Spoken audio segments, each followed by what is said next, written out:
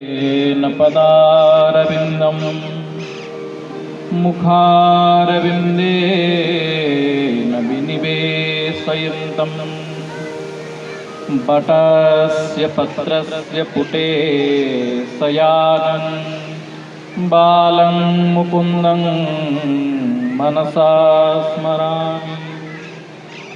हरे मुरारे मधुकैटभारे गोविंद गोपाल मुकुंद सौरे यज्ञेश नारायण कृष्ण विष्णु निराश्रय मां जगदीश रक्ष।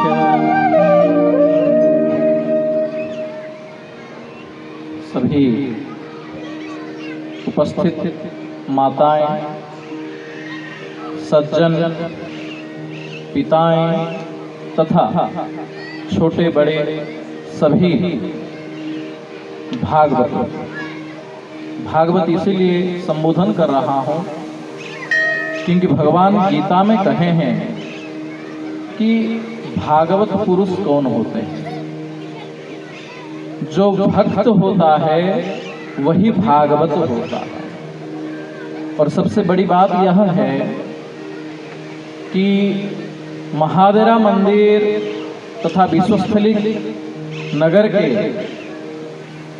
सज्जनों के द्वारा यह जो साप्ताहिक भागवत सप्ताह भगवत श्री कृष्ण नारायण चंद्र जी के जीवन लीला को श्रवण करने के लिए जो प्रक्रम प्रारंभ किया गया है और आज ये चल रही है, इसके बीच में महाराज श्री के आशीर्वाद से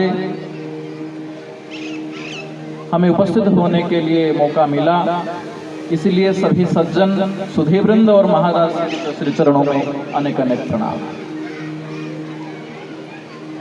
7 दिन की कथा में आप सभी श्रवण किए। श्री भगवान कृष्णचंद्र जी ने अपने परिवार के साथ लीला किए हैं, ना कि और किसी के साथ। और इस लीला के साथ साथ वो एक कथा सभी संसार को सिखा के गए हैं कि भागवत श्रवण करो, और भागवत श्रवण करने से मिलेगा तुम्हें क्या, न मुक्ति का मार्ग खुल जाएगा। भागवत श्रवण, भागवत कथा जो है, यह कथा ऐसी कथा है जो मुक्ति के मार्ग दिखाता है, ना कि मुक्ति के मार्ग पर चलाता है, दिखाता है। चलने के लिए कौन सिखाएगा? रामायण। भगवान श्री रामचंद्र जी ने जीवन को चलाने के लिए, संवारने के लिए मार्ग दिखाते हैं और हाथ खींच के ले लेते हैं। लेकिन अंत में जाकर मुक्ति कैसे प्राप्त होगा यह सिखाते हैं। द्वापर युग में और एक अवतार है, सत्ययुग में धर्म की रक्षा किए, त्रेता में जीवन जीने का रास्ता दिखाए, और द्वापर ने मुक्ति का मार्ग दिखाया। बोले ये तीनों क्यों किया? अगले चतुर्युग जो कलयुग में क्या करवाएंगे? न कुछ नहीं, अब हाथ में छोड़ दिए तुम्हारे। लो बच्चे, 3 युग में 3 समय में तीनों में जीवन के लिए जो चाहिए दे दिया।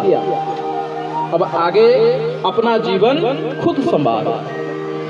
मैं तो वहां कहीं शिला में विराजूंगा, कहीं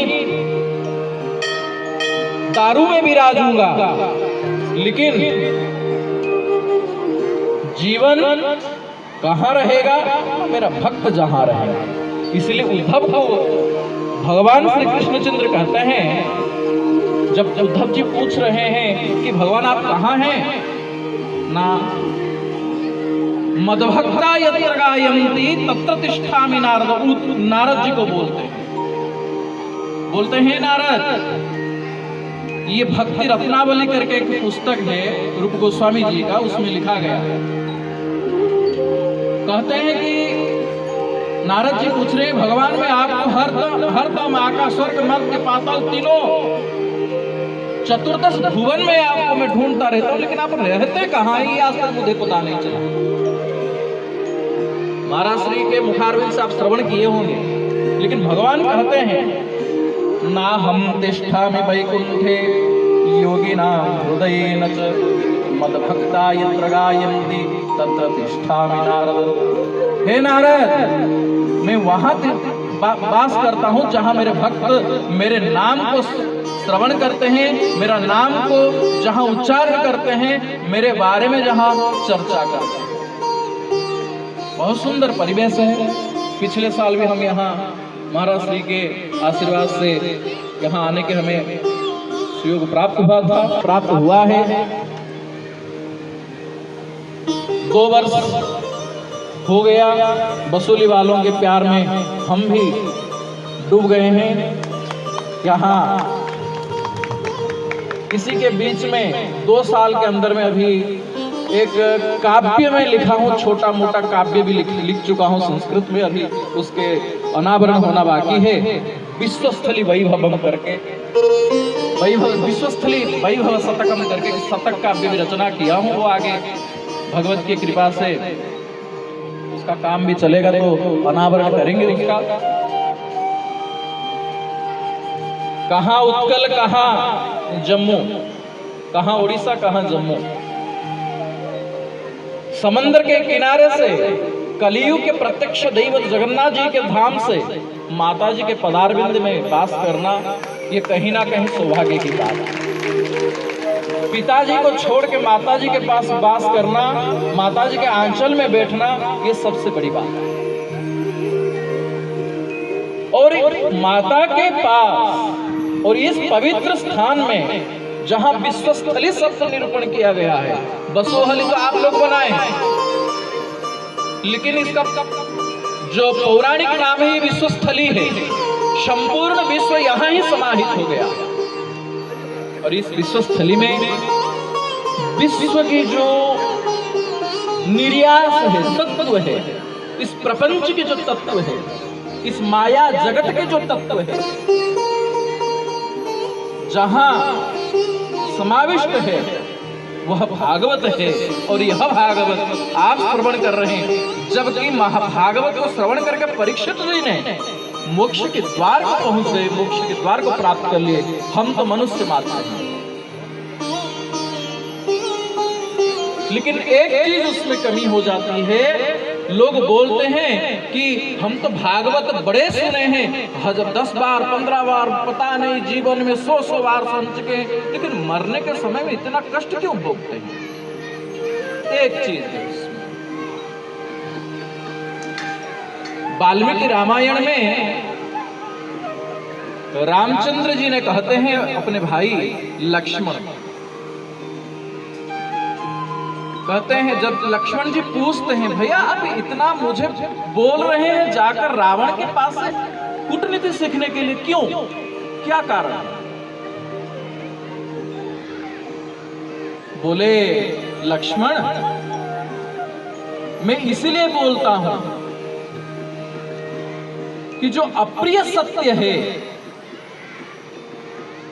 उसको कहने वाले और सुनने वाले दोनों ही दुर्लभ होते हैं।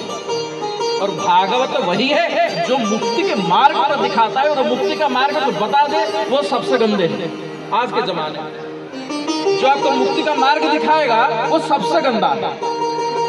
आपको कोई दूसरे मार्ग पर लेगा वो बढ़िया है, आनंद।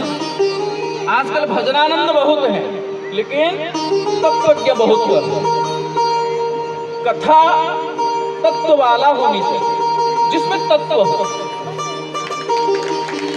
होती है सुन लो, लेकिन कथा वह होती है जहां तत्व हो।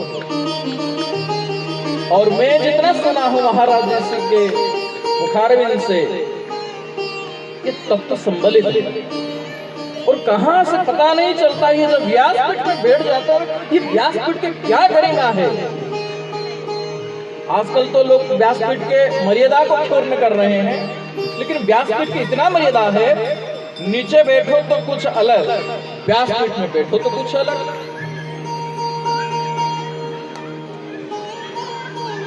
वक्ता 10,000 श्रोता सदुर्लभ। 10,000 वक्ता मिल पाएंगे लेकिन श्रोता नहीं। इसके उदाहरण में महाराष्ट्र ने दिए होंगे। कई वृंदावन के बाजार में कोई व्यापारी ने 3 मूर्ति रखा था। वो 3 मूर्ति में कोई कमी ही नहीं था सोने की। समान उच्चता है, समान स्वरूप है, सब कुछ समान है। तो एक दिन तीनों का मूल्य भी अलग अलग है। एक दिन कोई गया तो पूछा ये कितना ना, ये 500, ये 1000, ये 1500। तो ये बात आ गई राजा के पास। राजा भेजे मंत्री जी को, जाओ देखो ये कौन सा है ये व्यापारी जो घोटाला कर रहा है। तो पूछे तो मंत्री जी नहीं कह पाए।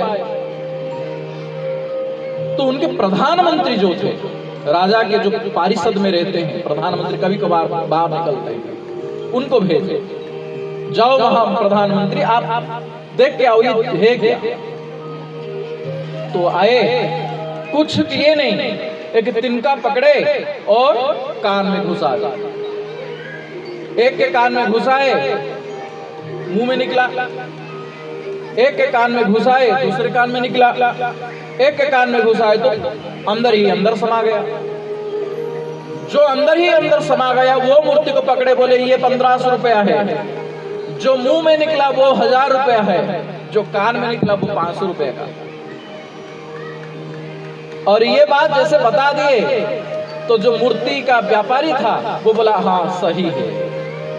तो इसका तत्व क्या है? यही कि आइए कथा सुनिए, इसलिए नहीं, तत्व को यहां रखिए। जब तक हम हृदगत नहीं करेंगे, अपने व्यवहार में परिवर्तन नहीं करेंगे, तब तक ना कथा वाचक जी के व्यास महाराज के कथा में कोई फलीभूत होगा, ना यहाँ हम जितना दिन लगाए उसका कोई मूल्य रहेगा। इसलिए सभी से विनम्र अनुरोध है, कथा में जो भी सुने हैं, यदि 7 दिन की कथा में से 5 मिनट की कथा आप अच्छे से सुने होंगे और उसके अपने जीवन में संवार लोगे